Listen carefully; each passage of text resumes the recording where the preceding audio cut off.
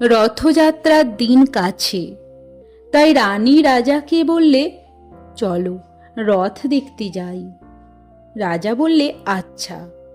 ঘোড়া শাল থেকে ঘোড়া বেরোলো, হাতি শাল থেকে হাতি, ময়ূরপঙ্খী যায় সারি সারি, আর বল্লভ হাতে সারে সারে সিপাই শান্ত্রী, দাস দাসী দলে দলে পিছে পিছে চলল। কেবল বাকি রইল একজন, রাজবাড়ির ঝাঁটার কাঠি কুড়িয়ে আনা তার কাজ।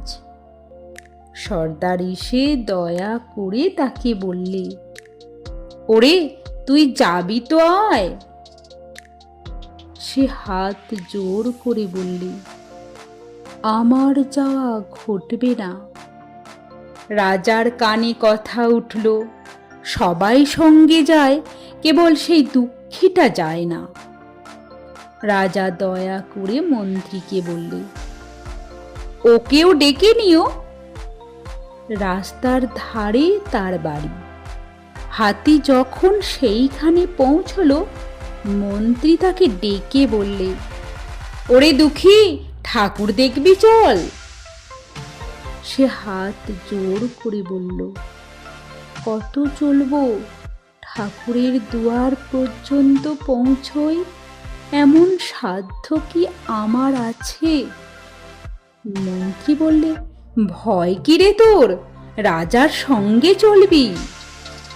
সে বললে, সর্বনাশ, রাজার পথ কি আমার পথ?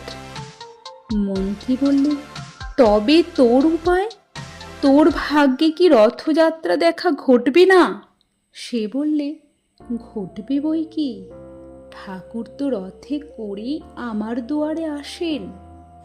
মন্ত্রী হেসে উঠল, বলে, তোর দুয়ারে রথের চিহ্ন কই? দুঃখী বললে, তাঁর রথের চিহ্ন পড়ে না।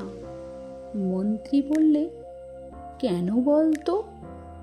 দুঃখী বললে, তিনি যে আসেন পুষ্পক রথে। মন্ত্রী বললে, ওই রে সে রথ।